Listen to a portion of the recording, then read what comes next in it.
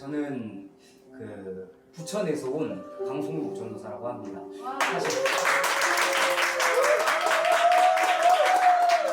그렇게 억지로 치실 필요는 없습니다. 농담이고요. 저는 그 일전에 이 앞에서 찬양을 하셨던 그 CO2의 고서연 자매와 함께 같은 교회를 섬기고 있습니다. 그런데 맨 처음에 저한테 이런 자리를 이야기하길래 단칼에 거절했습니다. 왜 거절했냐면 유튜브를 찾아보니까 여기 나오는 전도사님들은 다 찬양을 잘 하시더라고요. 그래서 찬양을 불러야 되는 줄 알고 거절했다가 찬양 안 불러도 괜찮다 그래서 오늘 이렇게 나오게 됐습니다. 저는 어떤 주제로 오늘 함께 이야기를 나눌까 하다가 두려움이라는 주제를 가지고 함께 이야기를 나누고자 합니다. 오늘 제가 전철을 오면서도 느낀 것은 많은 사람들이 지금 두려움에 휩싸여 있습니다. 제가 요즘 마스크 구하기가 참 어렵지 않습니까? 그래서 그 일반 큰 마스크가 없어서 궁여지책으로 조그만 아동 마스크를 오늘 좀 쓰고 왔습니다. 그러다 보니까 여기 옆에가 구멍이 나 있더라고요. 이렇게 사이가. 근데 전철을 제가 타고 오다가 옆에 아주머니랑 같이 이게 함께 오다가 제가 기침을 한번 했는데 이게 구멍이 작다 보니까 커버가 좀 다 안 됐습니다. 그래서 기침이 약간 이게 느껴졌나 봐요. 그러니까 이게 소스라치게 놀라시면서 두려움에 휩싸인 아주머니의 모습을 보게 되는데 이게 좀 우스갯소리고 농담이지만 다들 그러지 않나 생각해요. 요즘 지나가기만 해도 사람이 사람을 두려워하고 사람이 이 세상을 두려워하는 시대를 우리는 살고 있지 않나 생각합니다. 그런데 가만 생각해보면 아무리 과학기술이 발전하고 사회문화가 발전했다고 해도 인간은 유일하게 극복되지 않은 하나의 감정, 문제가 이 두려움의 문제가 아닐까 생각합니다.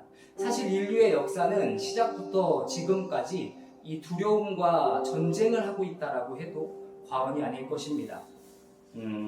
과거에는 야생동물로부터 자신을 보호하기 위해 그 두려움과 싸웠고 부족과 부족 간의 전쟁, 나라와 나라와의 전쟁 간의 두려움에 휩싸여서 살아왔다면 지금은 과학도 발전하고 사회 문명도 발전했지만 동일하게 모양만 바뀌었을 뿐이지 돈, 관계, 수많은 사회적인 문제들 속에서 두려움을 느끼고 있습니다.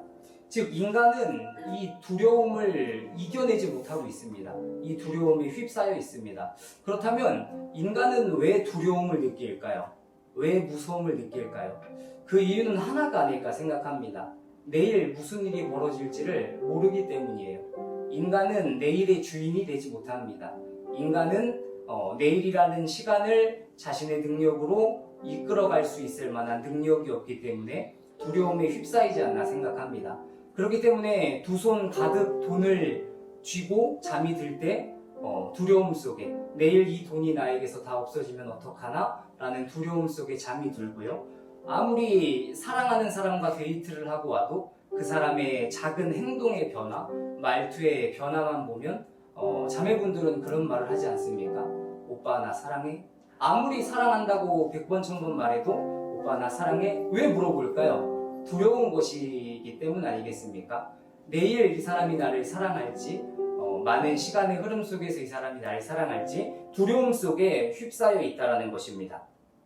그렇다면 우리의 이 본질적인 두려움을 해소하기 위해서 우리에게 필요한 것은 무엇일까요? 내 안에 해결되지 않는 이 두려움을 이겨내기 위해서 근본적으로 해결하기 위해서 우리에게 필요한 것은 무엇일까요? 그것은 시간의 주인을 찾는 것입니다.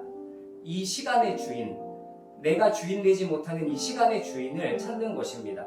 여기서 한번 살펴보아야 될 것은 여러분 주인의 개념은 무엇입니까? 주인의 개념. 주인은 마음대로 할 수 있는 사람이에요. 예를 들어서 저는 사실 되게 고전적인 전도사라 꼭 설교를 쓰면 원고에다가 이렇게 정리를 해서 출력을 해오는 편입니다. 그런데 제가 오늘 청년들한테 여기 간다고 하니까 한 청년이 선생님 거기 가서까지 원고를 써가시면은 사람들이 비웃는다고 그래서 저한테 이걸 하나 건네줬습니다. 이거 써서 가면 그래서 선생님 좀 있어 보인다고 그래서 이게 가죽 케이스도 이렇게 해서 왔습니다. 농담이고요. 그런데 이걸 만약에 제가 주인이라면 어떻습니까? 내가 이걸 부술 수도 있어요. 내 마음대로 할 수 있어요. 여러분, 주인의 개념은 마음대로 할 수 있는 사람이에요. 파괴하고 싶으면 파괴하고 부숴버리고 싶으면 부숴버릴 수 있는 사람이 주인입니다. 그러면 우리는 매일 입버릇처럼 말합니다. 내가 내 인생의 주인이다. 내가 내 시간의 주인이다라고 우리는 말해요. 그런데 아이러니한 것은 무엇입니까? 우리는 우리의 시간을 우리가 계획하지만 이뤄가지는 못해요.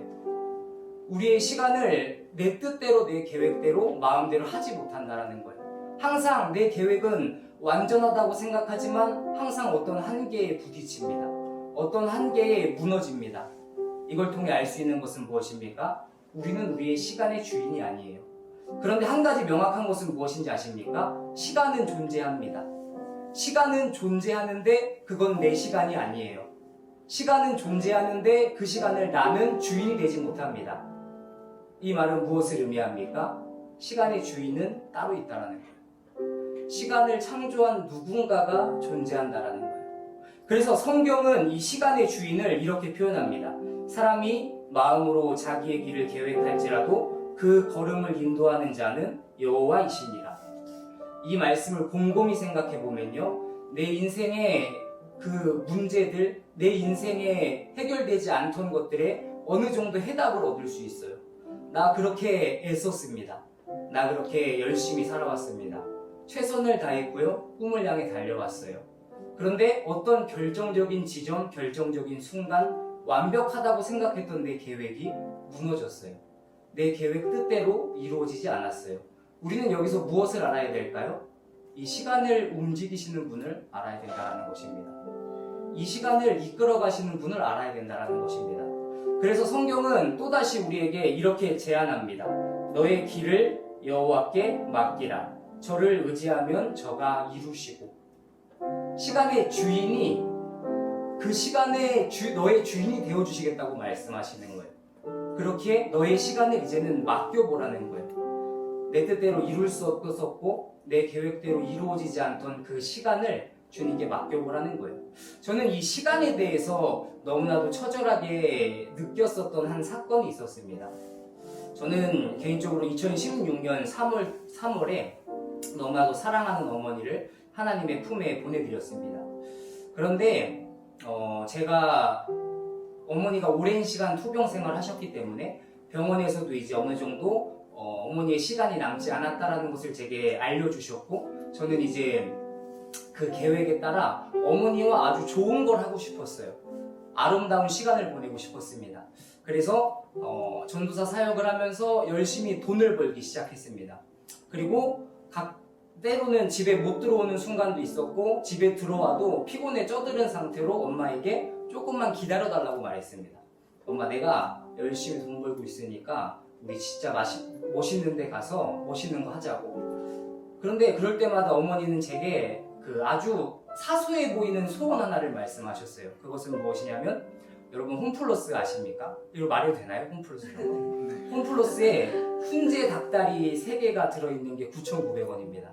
이건 복음과도 같아요. 한번 드셔보세요. 꼭 이거 맛있는데, 이거 PPL 아닙니다. 아무튼 어머니는 제게 송무가, 내가 그 훈제 닭다리 먹고 싶으니까 우리 그거 먹자. 그럼 내가 꿈꾸던 엄마와 하고 싶은 거에 비해 너무 초라한 거예요. 그래서 항상 그것을 외면했어요. 무시했어요. 아니 엄마, 나는 더 좋은 걸 엄마한테 해줄 거야. 조금만 기다려. 그런 걸로 엄마의 입을 버릴 수 없어. 그렇게 저는 당당하게 나의 시간 속에서 내일을 준비했습니다. 그런데 어느 날 열심히, 그날도 내 계획대로 열심히 살고 있었는데 병원에서 전화가 왔고 어머니가 돌아가셨다는 소식을 그때 전해 듣게 됐습니다. 그리고 장례를 마치고 집에 돌아와서 한참 그런 생각을 했습니다. 너무 허망했어요. 내 손에 쥐어진 이 수많은 돈, 많이 벌었다고 이제 엄마와 함께 미래를 꿈꿀 수 있는 이 돈이 그 훈제 닭다리 3마리만 못하더라고요. 이게 내 시간의 한계입니다. 내일이란 시간은 하나님의 것이에요. 그렇기 때문에 오늘 나에게 주어진 시간 속에서 그것이 비록 초라해 보이고 별 볼 일 아닌 것 같아 보여도 그것에 충성하는 인생이 하나님이 기뻐하시는 인생이고 후회하지 않는 인생이 될 것입니다. 이제 마무리하면서 출애굽기에도 이와 비슷한 장면이 나타납니다. 이스라엘 백성들이 하나님께 불평불만합니다.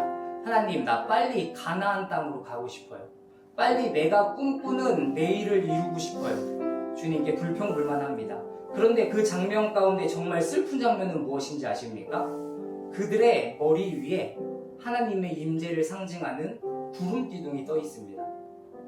그들이 더울까봐 하나님이 친히 임재하셨던 구름 기둥이 있습니다. 그들이 추울까봐 그들의 머리 위에 떠 있던 하나님의 불 기둥이 있습니다. 그런데 그것을 바라보지 못한 채 자신들의 내일을 꿈꾸는 거예요. 참 슬픈 일이지 않습니까?